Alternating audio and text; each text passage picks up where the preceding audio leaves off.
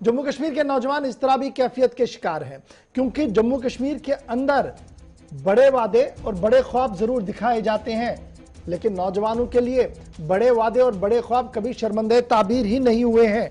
बात जम्मू कश्मीर महकमे खेल की करते हैं, और जहां जम्मू कश्मीर के अंदर जबरदस्त स्पोर्ट्स टैलेंट मौजूद है, वहीं पर स्पोर्ट्स इंफ्रास्ट्रक्चर के नाम पर आज तक भी कोई काम नहीं किया गया है। सरकार की तरफ से लगातार बजट एलोकेशन भी दी गई, लेकिन उस बजट एलोकेशन का हुआ क्या, यह एक बड़ा सवाल है। बजट एलोकेशन पर आने से पहले फटाफट से जरा मैं आपको यह बताते चलूं कि हमारे पास इंफ्रास्ट्रक्चर की कमी है, और इंफ्रास्ट्रक्चर को पूरा करने के लिए साबिक गवर्नर सत्यपाल मलिक साहब के दौर में कहा गया था कि 350 करोड़ रुपया रखा गया है, और ये 350 करोड़ रुपया नौजवानों के खेल कूद के लिए रखा गया था, यानी बेसिक इंफ्रास्ट्रक्चर को डेवलप करने के लिए रखा गया था।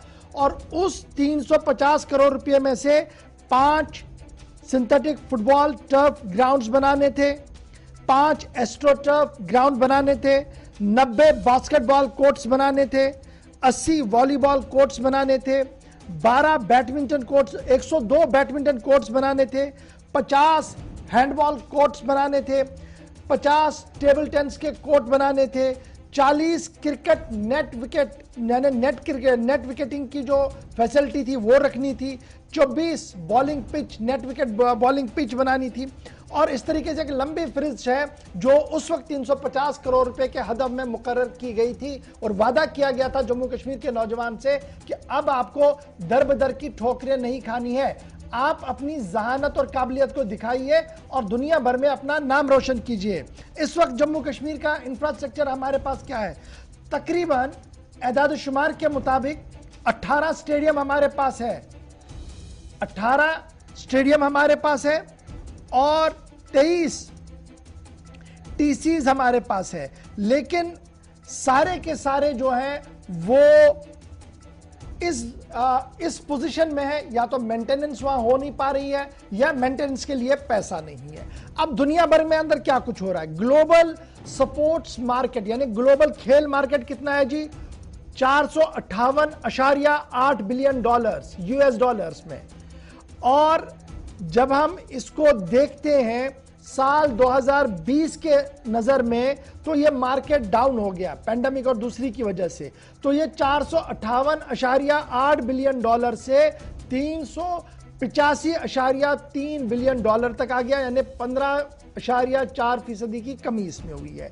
जब मैं इसी चीज को जम्मू कश्मीर के जाविये से देखता हूं, तो जम्मू कश्मीर या भारत के जाविये से देखता हूं, तो यहां पर भी स्पोर्ट्स इंफ्रास्ट्रक्चर और स्पोर्ट्स की एक्टिविटीज के लिए एक बड़ा मैदान है, एक बड़ी चीज है, और इसको टैप करने की जरूरत थी। और उसी टैपिंग को ध्यान रखा गया था उस वक्त के गवर्नर जब सत्यपाल मलिक साहब थे, जिन्होंने यह कहा था 350 करोड़ रुपया। मौजूदा लेफ्टिनेंट गवर्नर साहब ने क्या कहा कि हर पंचायत और हर डिस्ट्रिक्ट के अंदर स्पोर्ट्स फैसिलिटी को डेवलप किया जाएगा। अब सवाल यह है कि सत्यपाल मलिक साहब से लेकर आज तक जो ख्वाब दिखाया गया कितना शर्मंदे ताबीर हुआ है।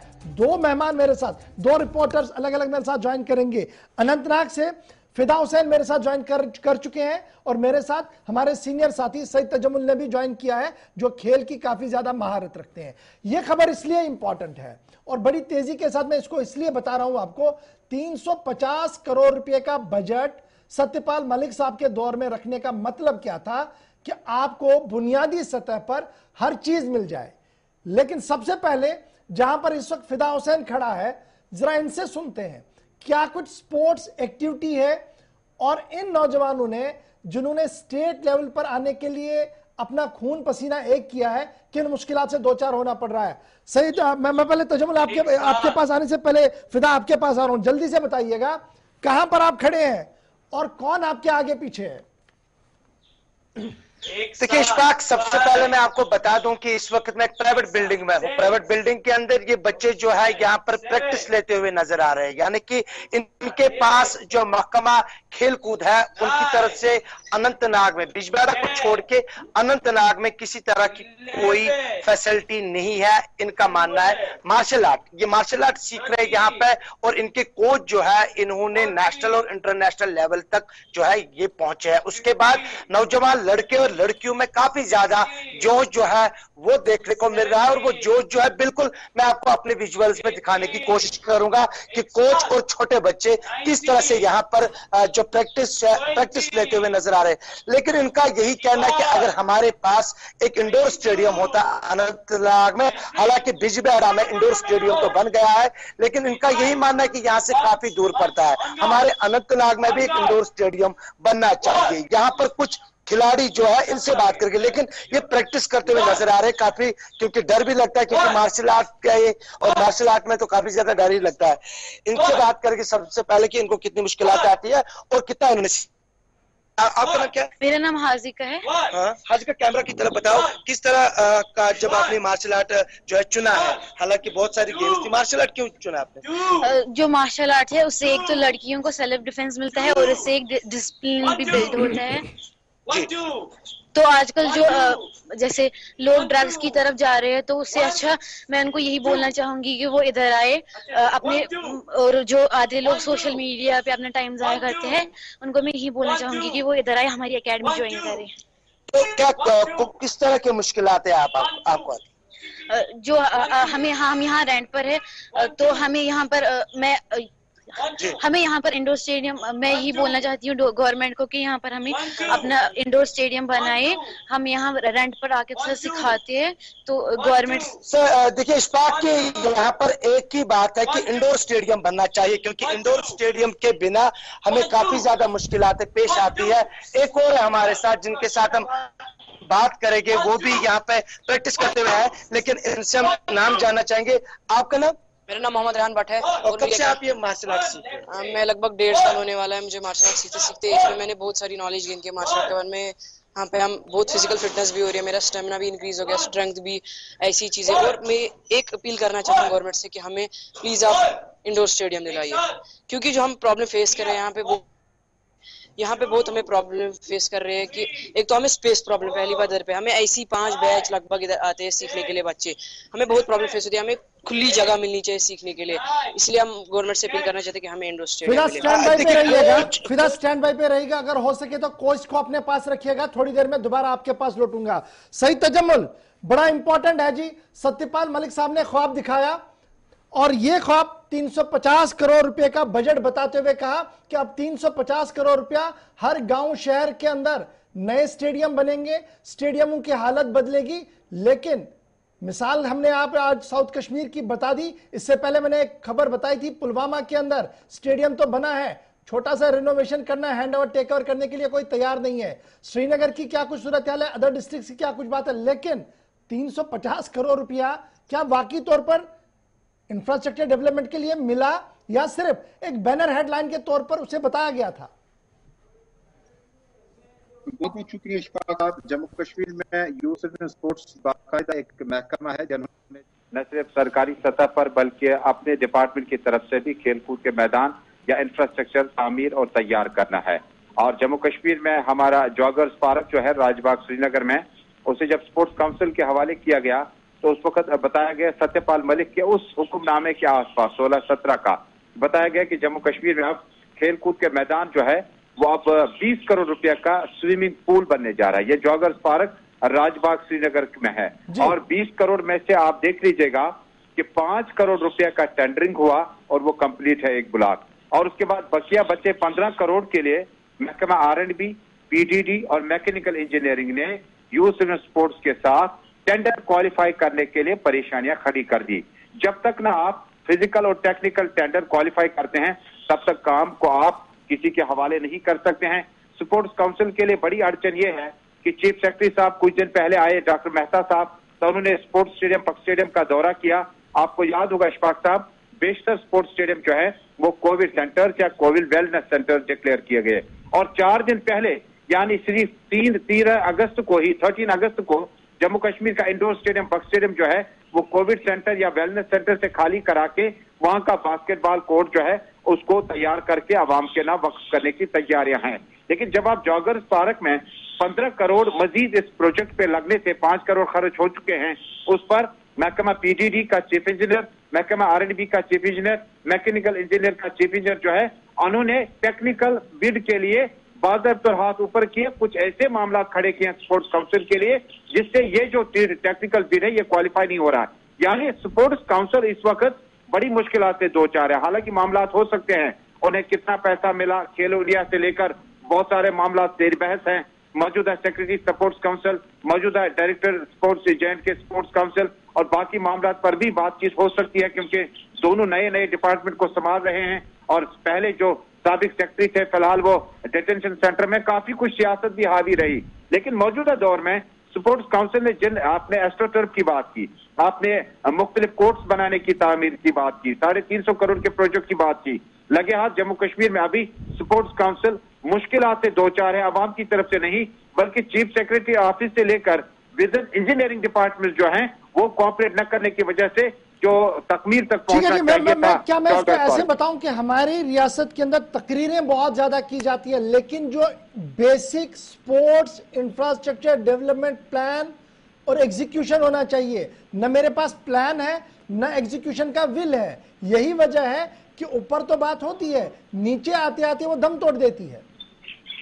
बिल्कुल सही तजिया आपका। जिस वक्त लेफ्टिनेंट गवर्नर या गवर्नर साहब कोई ऐलान करते हैं, स्पोर्ट्स काउंसिल का नाम आप आसानी से ले सकते हैं। ये डिपार्टमेंट बड़ा पेचीदा है क्योंकि आपको इंजीनियरिंग विंग के साथ साथ इसमें माहिरीन की जरूरत होती है और स्पोर्ट्स को डिपार्टमेंट की सरबराह की हैसियत से आपका कम से कम नेशनलिस्ट मेडलिस्ट वो होना चाहिए था।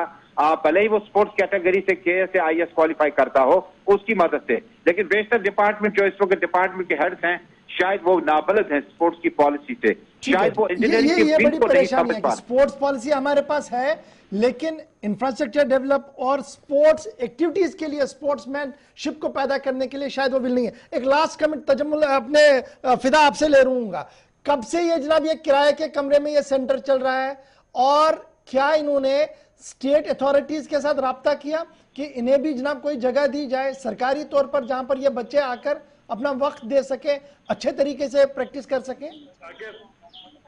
देखिए इशफाक कि जहां पे हम इस खेलकूद के हवाले से बात कर रहे हैं और अनंतनाग अजला की बात करेंगे या बिलखुसूस अगर हम जनूबी कश्मीर की बात करेंगे, यहाँ पर क्रिकेट, फुटबॉल और अब ये जो मार्शल आर्ट है, अब इसका भी बुखार जो है कहीं ना कहीं पे छोटे बच्चों के अंदर जो है ज्यादा देखने को मिल रहा है। क्या लड़के क्या लड़कियां, अब ये कहते हैं लड़कियां कि अगर लड़का कोई यहाँ पे नेशनल इंटरनेशनल लेवल पे गया है तो मैं क्यों नहीं। तो यहाँ पर काफी ज्यादा लोग हैं और यहाँ पे कोच भी है जिनके साथ हम पूरे मामले के हवाले से बात करेंगे। आकिब, सबसे पहले आपका गुलिस्तान में खैर मकदम है, ये बताइए कि आप जिस बिल्डिंग में हैं और क्या कहेंगे आप सरकार से, थोड़ा आप यहाँ पे आके हमें बता दीजिए। हम लोग अभी एक रेंटेड बिल्डिंग में हैं और प्रैक्टिस करा रहे हैं और पूरे साल हम लोगों को पिछले 8 साल से कंटिन्यूसली प्रैक्टिस करा रहे हैं और इन सालों में हमारा बस एक ही मोटिव रहा है कि अनंतनाग में अगर इंडोर स्टेडियम के लिए जगह नहीं, एटलीस्ट इंडोर एक हॉल ही मिल जाता जहाँ पे बच्चों को एक जगह मिल जाए ट्रेनिंग करने के लिए, क्योंकि आउटडोर एक्टिविटीज तो होती ही रहती लेकिन इंडोर फैसिलिटीज भी होनी चाहिए। और मार्शल आर्ट मुझे लगता है सच बाकी डिस्ट्रिक्ट्स के हिसाब से यहाँ पे भी बहुत ज्यादा ग्रो कर रहा है। आप देखिए यहाँ पे अभी एक ही बैच में कितने हैं, ऐसे ही हम 5 बैच चलाते हैं सुबह से शाम तक। That means at around 150 students हमारे पास ट्रेनिंग करते हैं और हमारे अभी 6 ब्रांच चल रहे हैं। तो अगर हमारे पास इंडोर स्टेडियम होता हमें भी ऐसे रेंटेड जगहों पे जाने की जरूरत नहीं होती और बच्चों के पास एक रेगुलर प्लेटफॉर्म रहता। मतलब जब हम रेंट नहीं दे पाते हम प्रैक्टिस नहीं करा पाते हैं फॉर श्योर। तो जब तक रेंट दे सकते हैं तभी तक हम प्रैक्टिस करा सकते हैं। तो अगर हमारे पास एक गवर्नमेंट हॉल होता या इंडोर हमारा स्टेडियम होता तो हम लोग, क्या बिजबेड़ा आपको दूर पड़ेगा? अगर आपको बिजबेड़ा यहाँ से बिजबेड़ा तक 45 मिनट्स का डिस्टेंस है। मेन सिटी अनंतनाग से Bijbehara it's like 30 to 40 minutes. वो बिजबिहारा मेन में भी इंडोर स्टेडियम नहीं है, वो जुरपुरा साइड से दिया गया है, तो वहां से भी वो बिजबिहारा मेन से भी अंदर है। कितने लड़के यहाँ से जिन्होंने नेशनल खेला है, जो इंटरनेशनल लेवल तक गए, कितने ऐसे हैं? पिछले 8 साल से अभी तक राइट नाउ हमने 3000 नेशनल प्लेयर्स को यहाँ से जो है भेजा है नेशनल खेलने। 3000 प्लेयर्स नेशनल खेलने गए और 7 international player open taekwondo championship में गए खेलने के लिए और 7 के 7 के मेडल थे। किसी का सिल्वर, किसी का ब्रॉन्ज, किसी का गोल्ड। हमारी एक बच्ची थी लास्ट ईयर अलग शफी, उसका गोल्ड था, कामरा नमी, उसका गोल्ड था।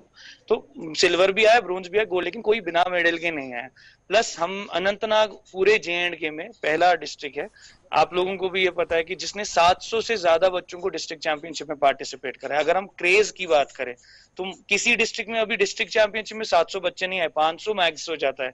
हमारे हर डिस्ट्रिक्ट चैंपियनशिप में 700-800 बच्चे खेलते हैं। दैट मींस यूथ में क्रेज है, लेकिन प्लेटफॉर्म नहीं है, कोई जगह नहीं। देखिए बहुत शुक्रिया जी फिदा, बड़ी इंपॉर्टेंट बात इन्होंने बताई फिदा हुसैन कि डिस्ट्रिक्ट के बच्चों के अंदर क्रेज है, जिले के बच्चों के अंदर क्रेज है, लेकिन ये समझ शायद हमारे अरबाब इख्तिदार के अंदर बैठे लोगों को नहीं है। अदरवाइज जो लड़के नेशनल हुकअप पर खेलने आए उन्होंने मेडल्स लाए हैं, तो अब कदर करने वाले होने चाहिए थे, उसको चैनलाइज करने वाले होने चाहिए थे, शायद वो नहीं है। हमारे सरकारी रिकॉर्ड के अंदर पॉलिसी जरूर है, लिखी गई है, लेकिन इसका तहरीरी अमल कितना है, छोटी सी मिसाल आपके सामने आज रख दी हमने 5 के 5 में।